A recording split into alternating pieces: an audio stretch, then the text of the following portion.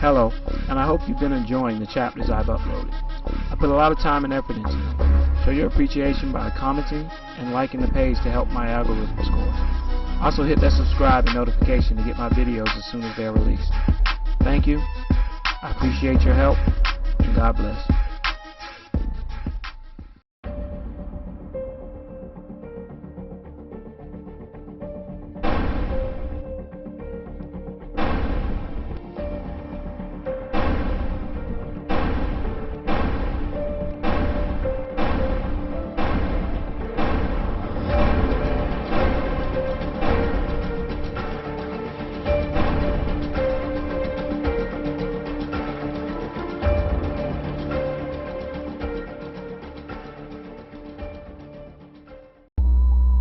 Chapter 16.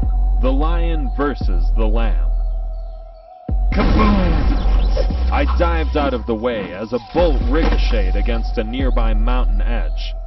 "Watch out, Sai!" I replied, patting down the flames. "Sorry, she's fast," she replied, helping me up. I knew Eve was good, but she was better than I remembered.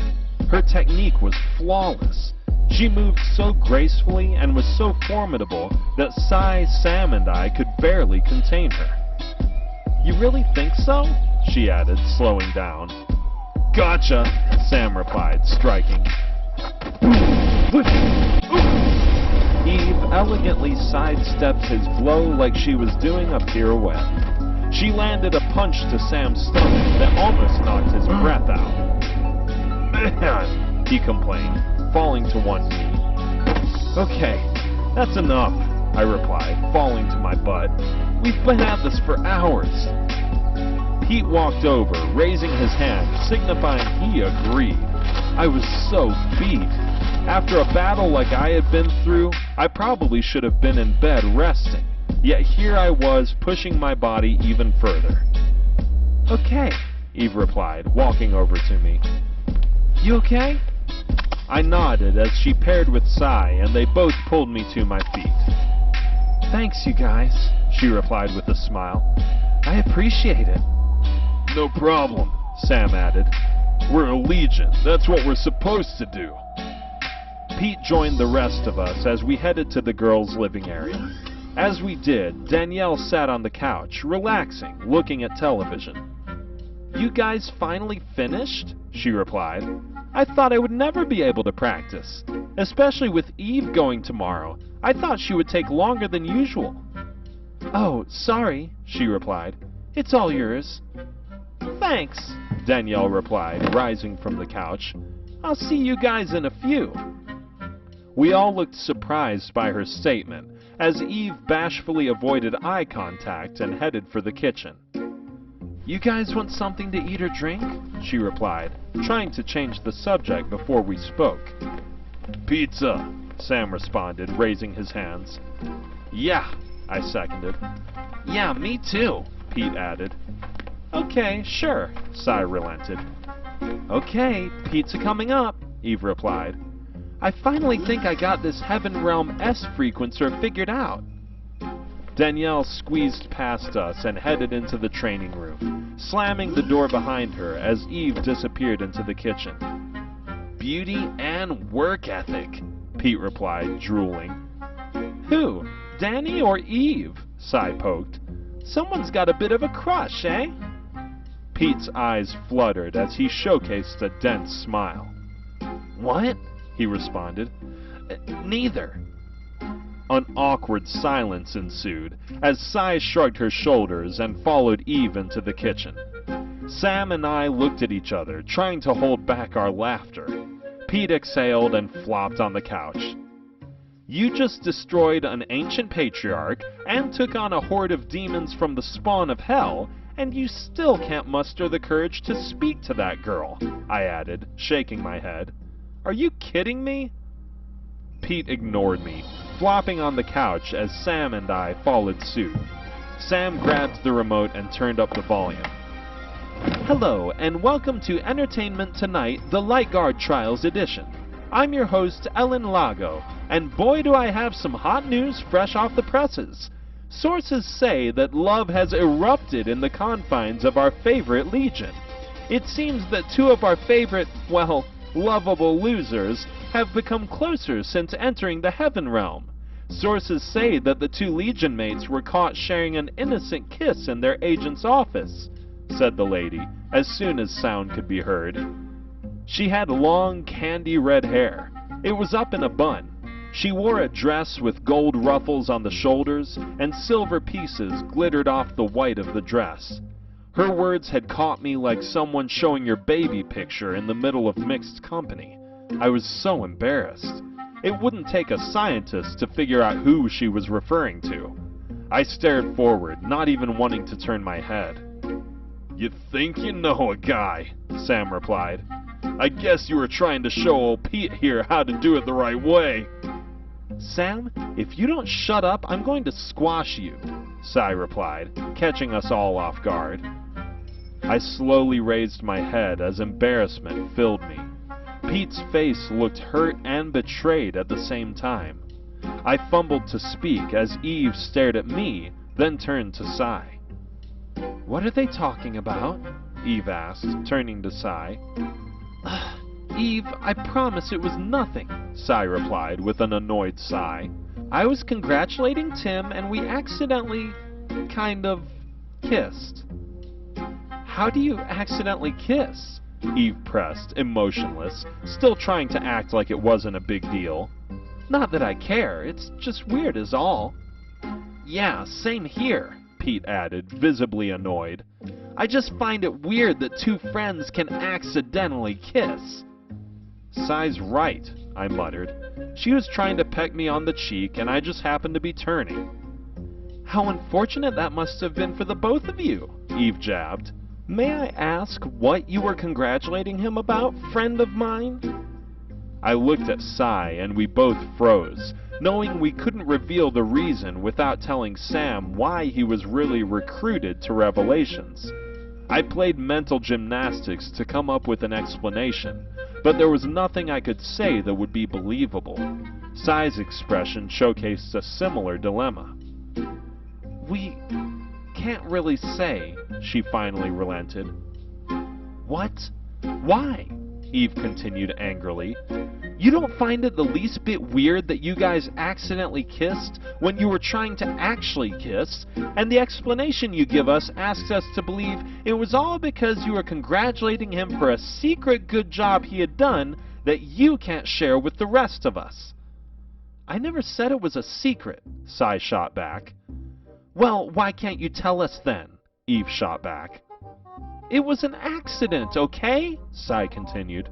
"Ryan leaked this crap because he's trying to work some angle for publicity. We were supposed to tell you guys about it, but between the festivities and me being knocked out, I guess we just forgot." "Once again, another coincidence," Pete replied, turning to me. "Look, it's the truth," I replied. "Ask Jacob, he was there." They looked each other over and relented. Eve swayed from foot to foot impatiently as an envious look covered her face. "Well, do it," she replied, catching me off guard. "You want him to call Jacob?" Cy replied. "You really don't believe us." Eve cut her eyes at the notion. "It's not about belief, it's about knowing for sure," she shot back. "This is so stupid. Besides, I thought you didn't care," Cy fired back. "I don't.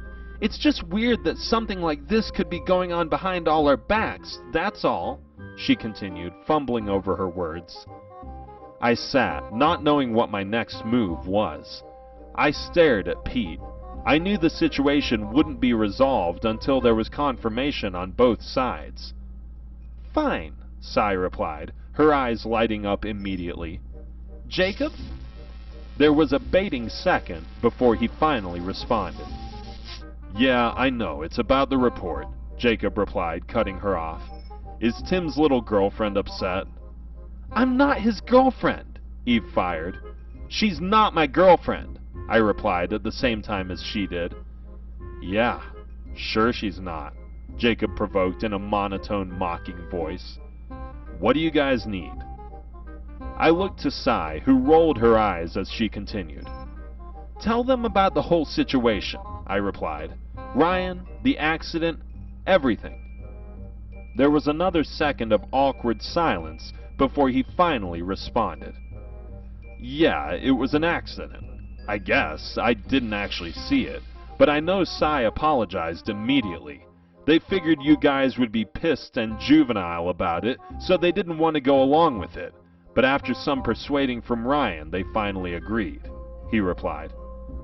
Eve and Pete seemed to bashfully look away, humbly embarrassed at the same time. I shook my head in an "I told you so" type of manner before Luke cut in, killing my minute of triumph. "Just for reference, Tim, if you put your lips on my little sister again, I'm going to toss you out of one of these windows," Luke cut in sarcastically. "Shut up, Luke," Sai replied. "It was an accident." "I know, but just in case," Luke replied. "You guys have a nice night." "Idiot," Sai replied. Eve and Pete stewed stubbornly before finally turning apologetically.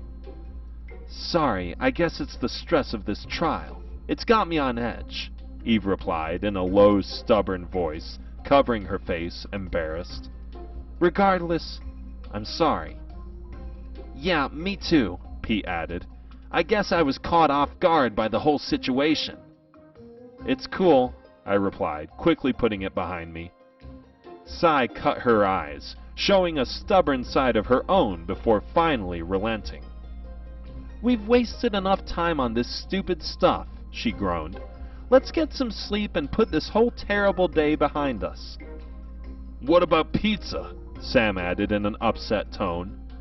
"Well, eat it in your room," Sai fired. Yeah, Sam added, grabbing his bag. I followed suit as Pete pulled a tab out of his bag. "You're not coming with?" I replied, taken aback. "No, I'll be along shortly," he responded. "I still have to go over some strategy with Eve and Sai." I powered up my medallion. I nodded, heading for the portal door with Sam, as the three huddled on the couch as the television blasted in the background. "Could you guys do me a favor and turn that crap off?" I replied. "We don't need more negative stuff coming out. We have enough problems." Eve chuckled as she reached for the remote and turned it off. I still got a weird vibe from her. She took Jacob's story, but I still had a hard time believing that she or Pete bought ours. There was a weird tension that didn't dissipate with Jacob's corroborating words. It just felt awkward. I wore a fake smile as I waved goodbye. I walked through the portal hole to see Sam walking toward the training room. "Training again?" I replied, still unable to believe his stamina.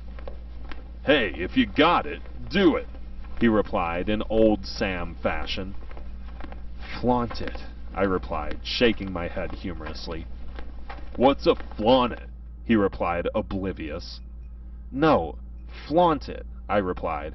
"The saying is, if you got it, flaunt it. It means if you got it, show it off." He thought about it for a second, then smiled. "Okay, well," he replied, "if you got it, flaunt it."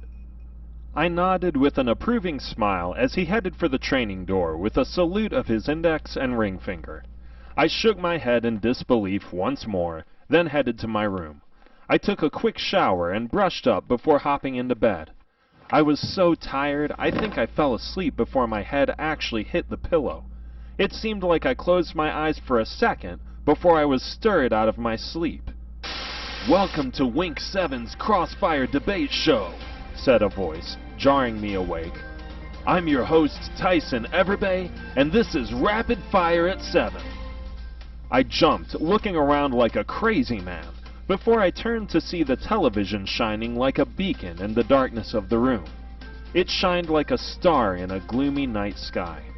I looked around the room paranoid before grabbing the remote and turning it off. I took one last surveying look, then went back to sleep cautiously. Hours passed as I slumbered before Eve's training finally ended. The girl waited until she was sure Pete was gone. Danielle came along, plopping down on the couch as the two girls sat on opposite sides of her. "Where's the love in this place?" she responded, staring at the girl's demeanor. "My gosh, I figured I'd be surrounded by bliss and friendly love considering Sai's situation. You guys seem colder than my drink." The girls jostled uncomfortably before shrugging. "I don't have a," Eve uttered before Danny cut in. "Come on, guys, what's going on?" Danny continued to press sympathetically. Eve took a gulp of her water in an attempt to kill the awkwardness. Sai stubbornly refused to broach the subject, even though she was largely the reason for the coldness between the two girls. She spent the majority of their sparring only speaking when Eve asked her direct questions. Eve largely thought the tension was based in her presumptuous accusation, but she couldn't understand why Sai was taking things so personal. She sighed in a relented fashion, continuing, "Nothing. I was jealous, and I jumped to conclusions," Eve responded bashfully. "Sai, I want to apologize. I shouldn't have jumped to the conclusion that you and Tim would feel the need to lie about something that stupid. I know you and Tim have been close all your lives. I have no right to butt in and try to dictate or make you feel weird about your relationship." Sai nodded, accepting the girl's words with a level of guilt before Danielle broke in. "I don't want to speak on things that I don't fully understand, but Sai, are you sure there's nothing there?" she shot with a slight wince. "I don't mean to be forward. Seriously, it's none of my business, and I know I don't know any of you well enough to make assumptions.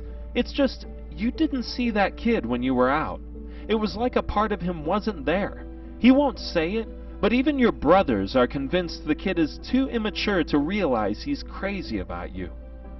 Her words caused Sai to blush uncontrollably as the girl scrambled to find an appropriate response before giving in to her anger about the situation. "Yeah, that's because they're idiots. They've been saying that nonsense all our lives," Sai fired quickly, replying seething.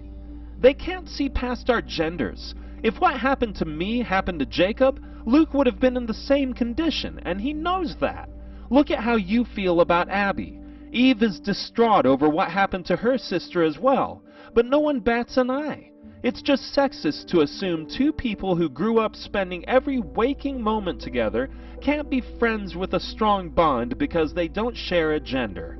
It's funny, no one ever questions Tim's relationship with Pete, but he has to constantly defend his relationship with me because we don't share the same gender. It's the epitome of ignorance. I'm not trying to hide how special Tim is to me, and it's my business what that bond means. Nobody has a right to define it but me.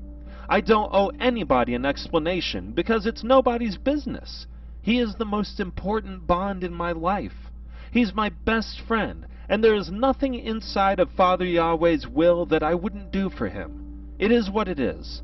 But this, it makes it so one stupid mistake is going to taint nearly 13 years of friendship with some weird childish crush label. I hate that. Tim has always been that way with all his friends. Everyone else gets that without dissection, but now Tim and I have to tiptoe around everything we do because of this ridiculous story. We always had effortless chemistry between us. I'm scared that now he or we are going to question everything we do. I'm scared it's going to change the bond between us, and I don't think that's fair. It makes me so mad."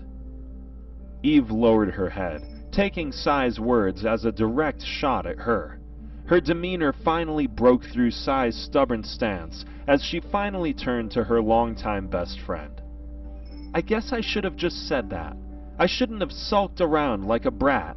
Honestly, I appreciate your apology, Eve, and I'm sorry I didn't say something sooner. It was just foolish pride. I guess with Ryan serving us up on a plate, I was defensive. I hated having to defend myself against such ridiculous tabloid garbage. I guess it just got to me. Looking back on it, I think these trials have us all on edge." Sai gave in, walking over to Eve and hugging her. "Whatever the reason, you got enough on your mind right now." Eve returned the girl's hug. "Thanks, Sai," she responded, rising to her feet as the two girls released their embrace. "And trust me, you don't have to worry about your dynamic. Aside from the fact that Tim is oblivious to most things that are going on around him, you guys have a bond that transcends ignorant people like us. That kid loves you. Take it from someone who wished he looked at me with 1/10 of the passion he looks at you with. Friendship label withstanding, it's going to take more than that to stop you two from laying your lives down for each other and making the rest of us feel jealous of the bond you have." Sai lowered her head, unable to fight back a smile as Danny placed a consoling hand on her shoulder. "Sai, Tim is a great friend to me, but unlike the bond between you two, he knows how I feel about him. I wish he didn't, but he does. We don't have a relationship that is built outside of our attraction. I'm not blind. It's obvious he has feelings for me, but it's hard not to get jealous when I see him showing those same feelings for someone he claims is just his friend. It's disheartening. So when things like that happen, I can't fight how it makes me feel. I can accept him falling for someone else, but it's more embarrassing to not hear it from him first. You heard Jacob. People around us assume stuff about us. It makes me look like a fool. I feel like a fool. It's not an excuse, but maybe it's a pledge of temporary insanity." Sai accepted her words with a chuckle as the girl turned to leave. "Where are you headed?" Danny asked, sitting forward. "I saw a report earlier today on that girl Cadmiel. It gave me a hunch. Pete said they have some material for research in the library. I still have an hour or two before I have to shut it down. I figured I'd finish my training there," Eve added with a wave of her hand. Sai smiled, waving as the girl made her exit. Meanwhile, I slept for hours, but to me it felt like moments. I jostled in my bed as the light of a holoscreen television awoke me. "We're here with Agnes Hall, the author of the book Where Did They Go and Why We Can't Follow. It's in stores now," replied the host, catching my attention. Also joining us is Arn Gates, the Chief Operating President of the AARM, and Dylan Matthews, Director of the new documentary In Layered Sight, The Truth About the December 21st Disappearances. I'd like to welcome you all. Now let's get to our rapid-fire debate. I walked over to the television and looked it up and down, whacking the side. "Is that really the best you got?" said a voice I recognized again.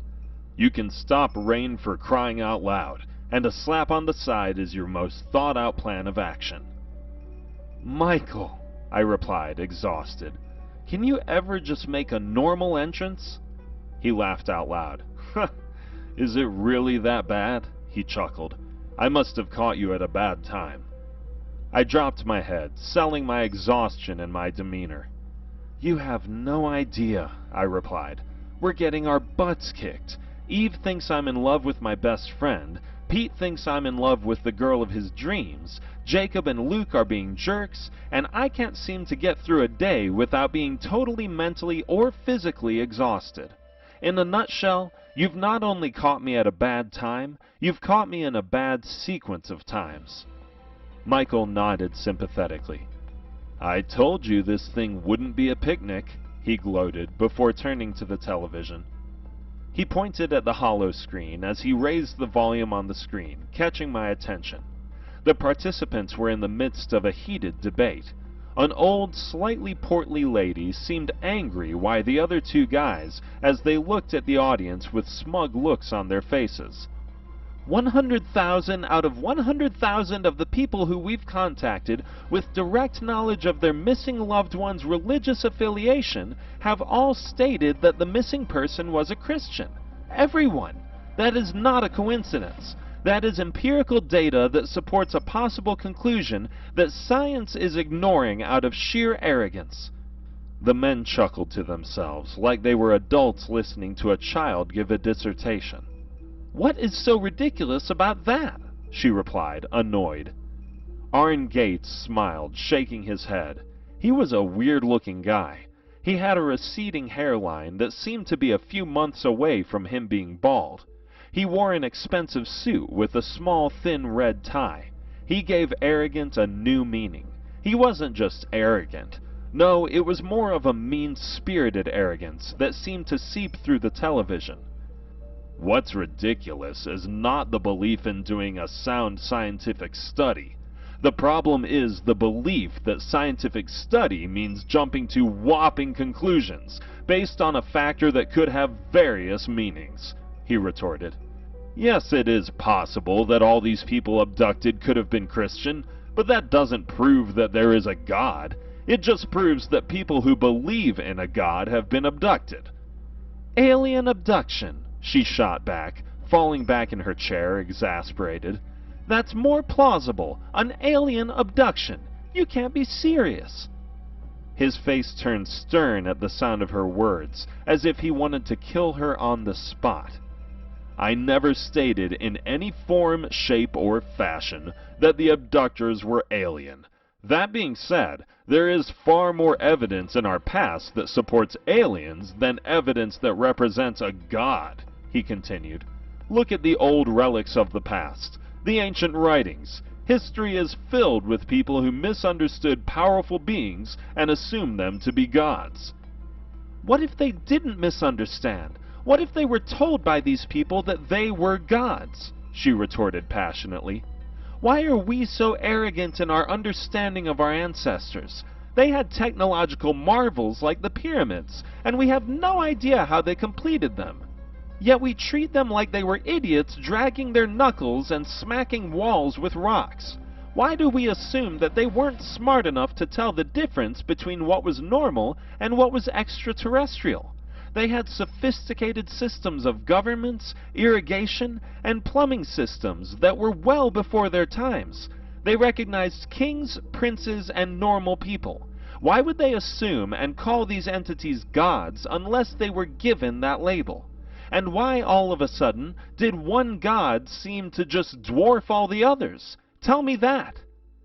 The man stumbled, unable to speak, trying to think of a good response. Yes, there's a God, Agnes, he fired back condescendingly. That's why there are things like cancer, death, and violence. She shook her head. I'm not a religious person, she replied, but even I can realize that it's not that cut and dry. My daughter, who disappeared on that dreadful day, she meant the world to me, but that doesn't mean that I protected her from every peril. I couldn't without taking away her free will. The very thing that made her who she was. The only thing I could do is teach her. All I could do is leave her a set of guidelines that taught her how to protect herself. If she chose to disregard those set of rules, she opens herself up to follies of the risk that those guidelines protected her from. It's the same with us. There are guidelines in the Bible. Mrs. Hall, have you ever read a Bible? The host replied, annoyed. No. But I know people who followed the rules within a Bible, she shot back. And I know there are rules and guidelines in it that we classified as old-fashioned until we run into the consequences that would have been avoided if we had just followed those guidelines. I'm sorry, but people who obey the Bible don't kill and hurt people. That is usually done by people who don't. What about the Crusades, Salem witch trials, and things of that sort? There are plenty of instances of people who follow God committing heinous atrocities, Dylan cut in angrily. That is complete crap. The lady smiled, shaking her head. Dylan, I have to disagree. Go look at the records and you will find that in both of the examples you put forth, the vast majority of the people killed claimed to be Christian. So your example doesn't dispute my claim. It actually strengthens it. Even if I ignore another glaring coincidence, you just said they follow God. How can you be someone who kills and hurts innocent people, yet still follow and obey a book and a God that states that you shouldn't? She shot back. Once again, I'm not a religious person, but that's an oxymoron, wouldn't you say? The two men seemed infuriated by her words. For a person who claims to be non-religious, you seem to be pretty inspired by what religious people believe, Gates replied in an insinuating manner. I wouldn't want to mistake you for a disruptor of the peace. A fearful look replaced the smug grin on her face. No, not at all, sir. she replied, as the other two men looked on with sick satisfaction in her submission. "I'm simply a scientist looking for a reason and a way to see my child again. That's all. Please forgive me if it sounds like that. I just feel like the Bible might have given us an insight on what's going on right now if it wasn't burned." The man looked at her with an offended sneer and shook his head. "Well, Mrs. Hall, I think you and your husband should spend less time looking for Bibles and more time looking for actual, tangible answers," he shot with a sneer that looked like he wanted to tear her in half. The lady nodded, lowering her head like a subject instead of an adversary. The dynamic of the show had shifted. There was no longer a debate of ideas. It was hard to watch as the host uncomfortably shuffled his papers. I turned to Michael as he snapped his fingers, turning off the tube. "What was that?" I replied. "And why did you wake me up in the middle of the night to see this?" Michael slowly rose to his feet. "Tim, you guys are losing sight of your purpose here," he explained. "The Light Guard trials, the pomp and gaudy extravaganza of it all, it means nothing. The light of the world is gone. I don't care if you guys end up with one house that accepts all of you, and it's the worst house in the academy. The point of this whole thing is to get you ready for the worst war in Earth or Heaven's history, and you guys are prime players. Realize this stupid thing is a formality. You're not fighting to be your parents or superstars. You're fighting for people like her. People who are being pulled to the Father, but are prevented from accepting the Savior because there is no one to lead her to Him. You and your friends will be the catalyst for that event. Without you, her and everyone like her will be destined for the pit. Now I understand you and your friends are just kids, but you have to focus on the true objective, not egotistical opinions of yourselves." "Why are you telling just me this?" I replied, reflecting on his words introspectively. "I'm not," he replied. "I'm here to tell you something is going on under your nose that needs your immediate attention. And you are the only one who can help. Just you and no one else." He pointed toward the training room, causing me to leap out of bed. "Sam," I replied, putting on my pants. "Is he okay?" He nodded, raising his hand. "He's fine technically, but I don't know how long he will be if he keeps doing what he's doing," he replied coyly. "Well, what is it?" I shot. He shrugged, vanishing before I could press him more. Freaking angels. Their manners were crap. I finally got my shoes on and shot out the door. "Sam!" I screamed, sprinting toward the training room. I leaped from the top of the stairs to the first floor in one bound. I hit the door without slowing down. "Sam!" I repeated, panicking. Whoosh! I dodged as a raging flame exploded, nearly burning my face off. "Tim, get out of here now!" Sam screamed, catching my attention. I watched, staring in awe. The entire room was an inferno. The fire emanated from Sam. It was the weird white flame. It covered his body. I closed the door using my cat-like reflexes just as the flame reached me. I narrowly dodged exposure to the freaky-looking flames. "Sam?" I stuttered in disbelief. "Tim," Sam replied, bursting through the door. I looked at him, then down at my body. He fell to one knee, patting me down like I was a helpless burn victim. He had a worried look on his face that made him look like he was out of sorts. "Are you okay?" he replied. "I'm fine," I replied, forcing his hands off. "What are you doing?" "Are you sure?" he replied, unable to believe my answer. His demeanor was eerie. I couldn't understand it. I could control fire. He had witnessed me do so countless times, so I was really confused by his concern that an accidental fire could do me any harm. It was odd. I just stared at him with a confused stare and nodded cynically. "Yes, Sam, why wouldn't I be?" I pressed, raising a brow in confusion. He looked at his hands, then back at me like he couldn't believe what was happening. He fell to his butt and covered his head like a huge weight had been taken off his shoulders. Now I was really confused. I couldn't think of a proper way to broach my concerns about the way he was acting. "Are you okay?" I asked, raising my brow. He exhaled, staring at the ceiling as a grateful smile covered his face. He put his hands together in a praying manner, exhaling in relief. "Sam," I grunted loudly, "would you tell me what's going on, dude? You're freaking me out right now."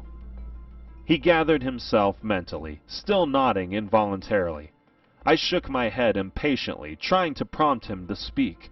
He took another prepping second, then finally continued. "I'm sorry," he replied emotionally. "I shouldn't have been using it in here. It's just, I thought you were asleep.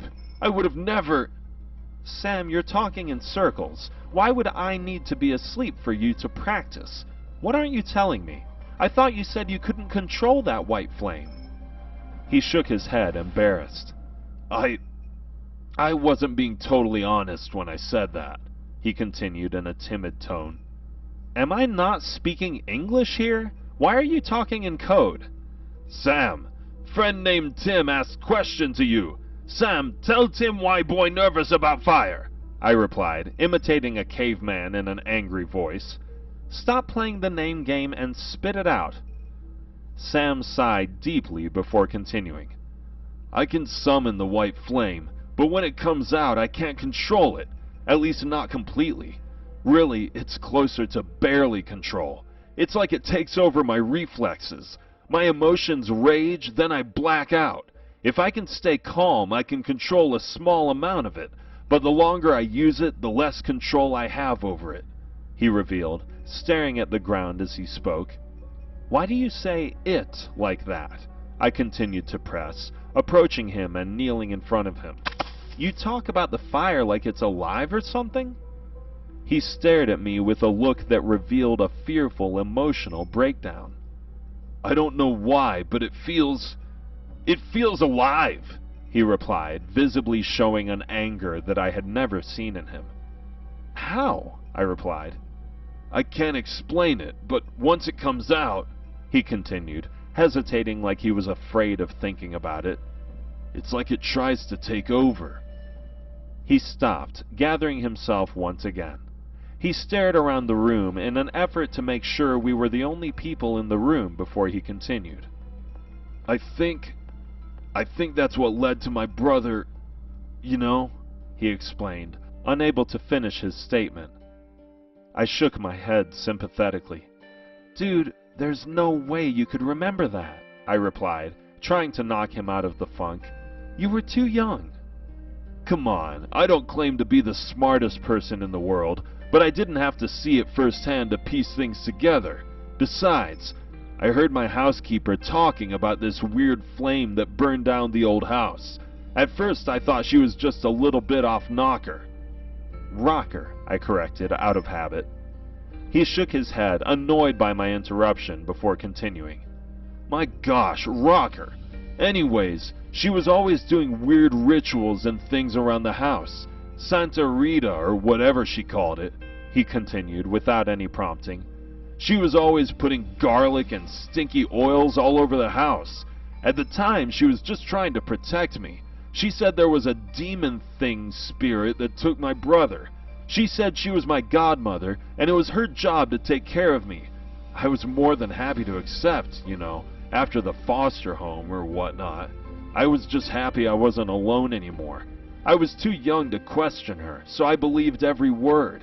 I prayed day and night to prevent that demon from coming back. I was afraid it would take me the next time it showed up." He stopped, shaking his head solemnly. "Marcia, then, she was like my protector. She was like a real aunt in a lot of ways," he replied, showcasing a concealing smile that failed to hide his rising negative emotions. "I couldn't eat, sleep, or walk unless she was with me. I spent so much time alone in those foster homes. She was the first person that truly showed me love and compassion." He paused as his smile disappeared. "Then like that, everything just got bad," he replied with a cold stare. I could see the anger in his eyes as he spoke. It reeked of hurt and betrayal that was deep-seated.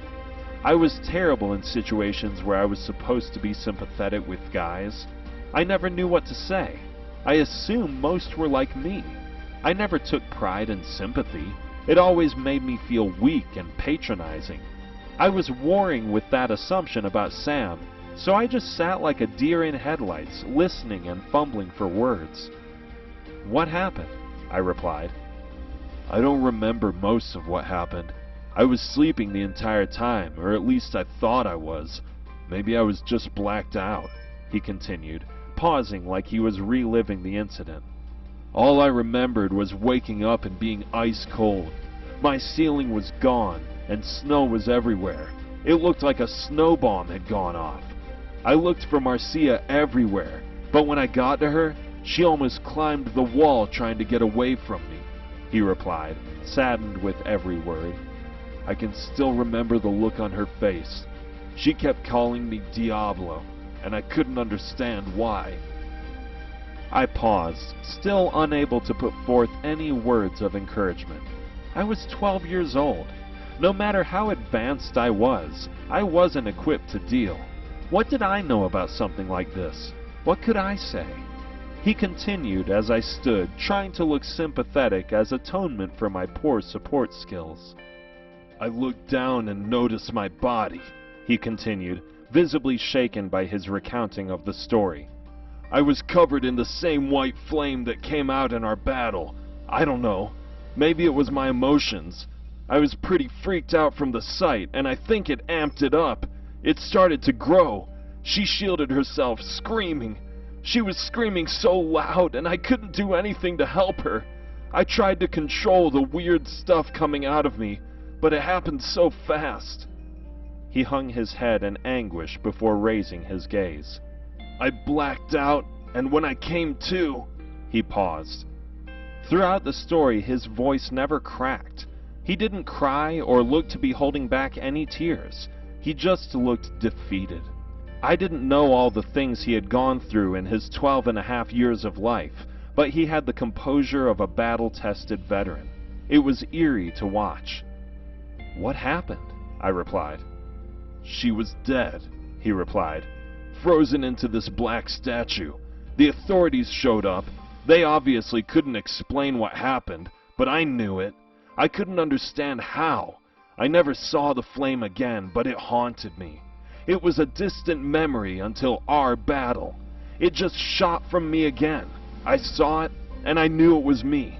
My brother, my godmother, they were gone, and after what happened in our battle, I had no doubt I was the cause.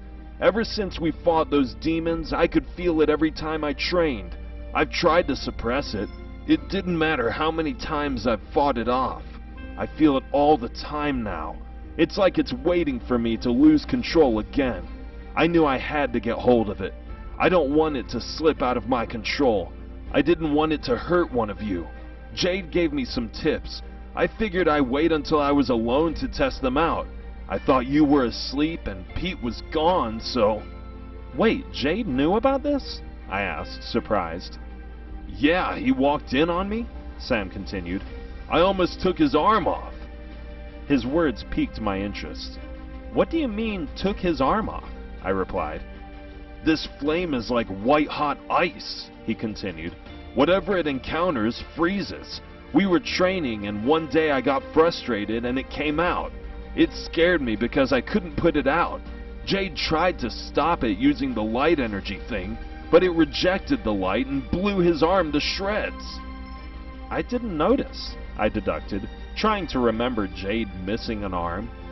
"He repaired it, or at least as much as he could.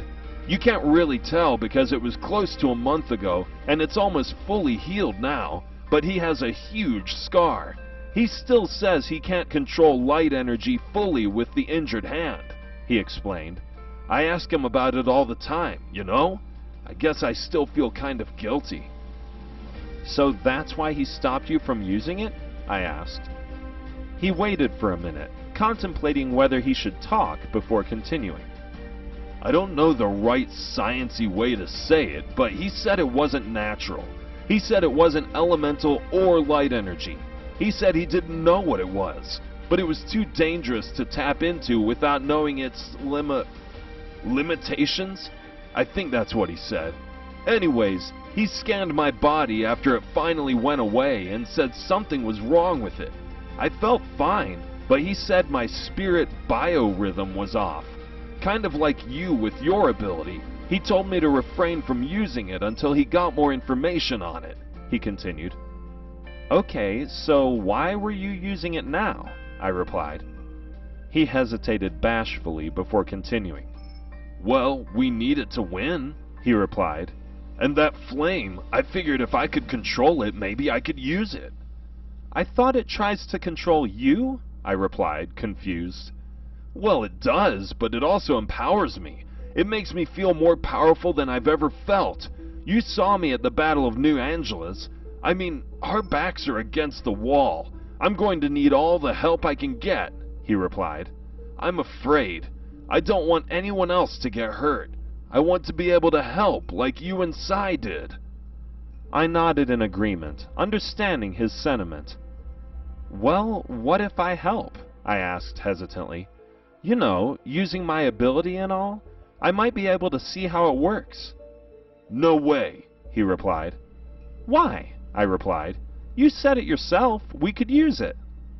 His brow frowned at the sound of my words. Yeah, but not at the expense of turning you into an icicle, he fired. Didn't you hear me before?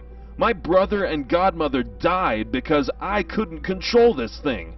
I'm not about to put anybody else in danger. I tried to control it. I failed. That's it. I exhaled, frustrated. This power could be an ace in the hole for us. If we could harness its power, maybe we could turn the tide in this battle. You don't know that. Besides, didn't you say that Jade healed himself? I replied, almost pleading. He nodded in a relenting fashion. Okay, well, there you go, I continued. If something happens, you can take me to the med center. Yeah, no, I'm not going to put you in the hospital so the media can have more things to hate me for, he responded. No thanks. Come on, you said it yourself. We need this, I replied. I'll put myself in a glass barricade with a fire layer inside. At the first sign of danger, I'll blow dodge. No harm, no foul. Come on, let's just try it. He hesitated before finally sighing a relenting sigh. I understood he didn't want to do it, but it was desperation time. We were going to lose unless things changed for our squad, and fast. We came in thinking we were overmatched, and we had no idea how right we were. All right, he replied. But first sign of danger, no matter what it is, blow dodge. I nodded in accepting his terms. He exhaled, still hesitant about the whole situation. He reluctantly followed me as I opened the door to the training room. I couldn't believe the scene. The effects of his power were still present. Everything was frozen solid. I tapped the icy interior as an ice chunk fell and exploded on the ground. Cold burning fire, I replied. That is so cool. Sam showed a bashful smile before punching some letters into the keypad. The room slowly changed to our former practice ground. I looked to him with a nostalgic smile as he nodded, signaling he felt the same way. Man, it seems like so long ago, he replied.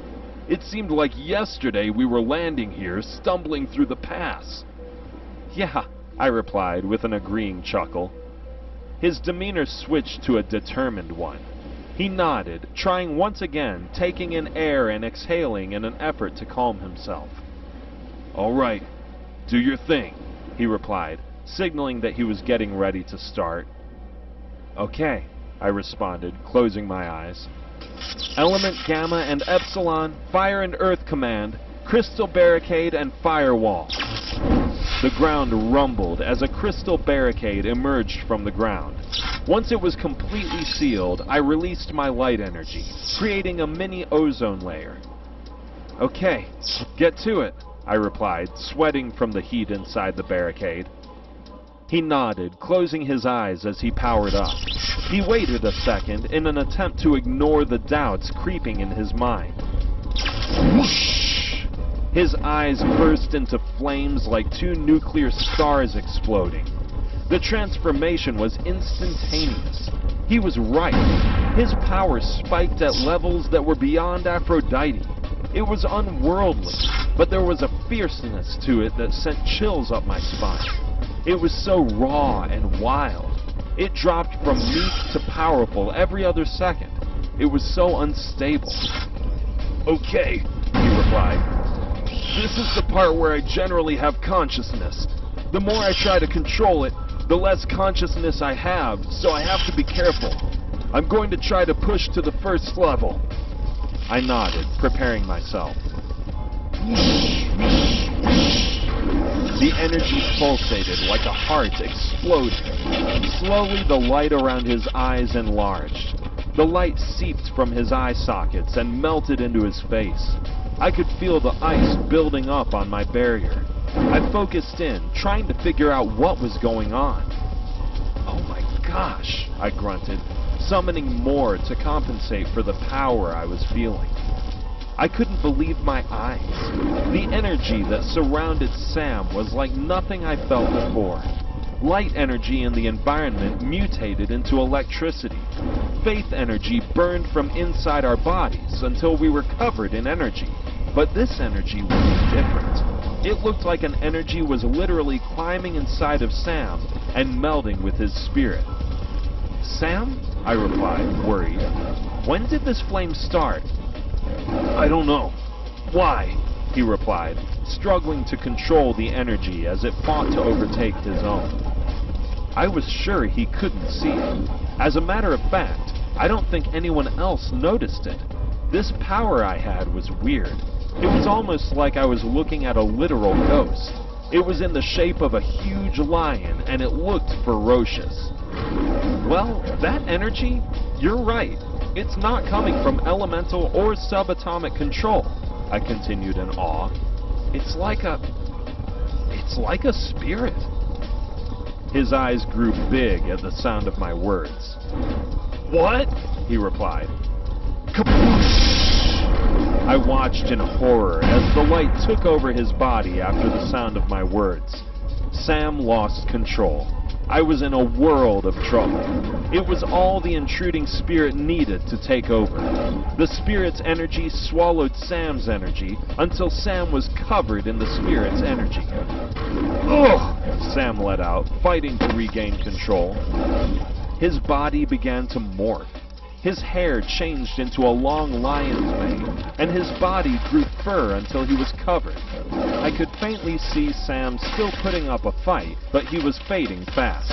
I had to do something. Shatter! The crystal barricade around me exploded into a million pieces. I cowered as the shards of rock flew by me like sand. "This is ridiculous," I replied, cowering. As I prepared to be frozen instantly, I was surprised to see that the energy layer I had was withstanding the environment. I couldn't believe my eyes. I looked myself up and down. I turned and watched the carnage as the power of the spirit ravaged the room around me. "Are you kidding me?"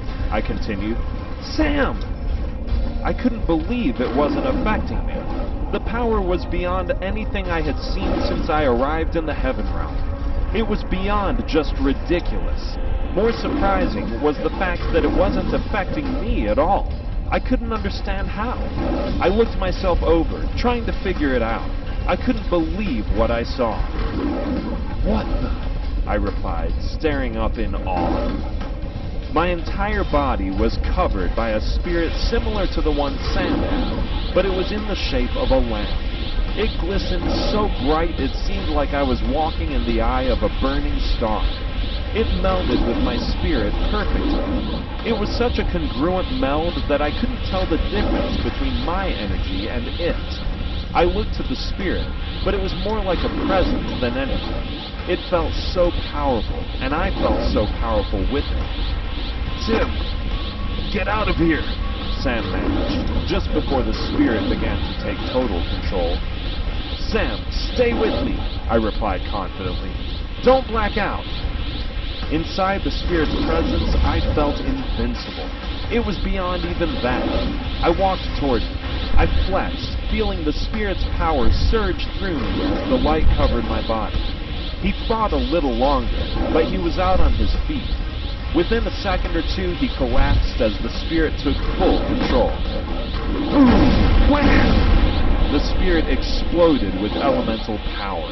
It slammed me hard into a nearby wall, knocking the air out of me. Sam, I wheezed out of breath. Sam, wake up! His eyes were vacant. Nobody was home. It can't be controlled, said a voice that seemed to come from inside me. It was the spirit. It had to be. Somehow it was communicating from inside me. Is he being possessed? I replied, willing to try anything. The spirit was silent.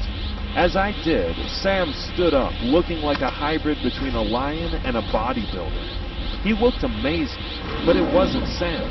It just stood as power exploded from it. His eyes found me as a predator-like glare covered his face. It was obvious this thing was looking for something to destroy. Is Sam there? I asked, hoping I could prompt a response from the silent spirit. The spirit can't be controlled, the voice inside me repeated. What did it mean? I looked down as the light around me turned into a beautiful pearly white wool. Power flowed through me. I closed my eyes as the spirit's words became clear. The spirit cannot be controlled, but it can be contained. The lion needs the lamb, said the voice. Its words sent me into a deja vu-like mode. Where had I heard that before? I racked my mind, trying to remember. Whoosh! Boom! Without warning, Sam attacked. He was beyond fast, but with the power that flowed through me, I was able to see everything so clearly. I dodged, exploded, using the energy I had around me to deflect him. I made sure not to hurt Sam, but I knew I had to incapacitate the spirit. Sam, wake up! I screamed. The lion and the lamb, said the voice.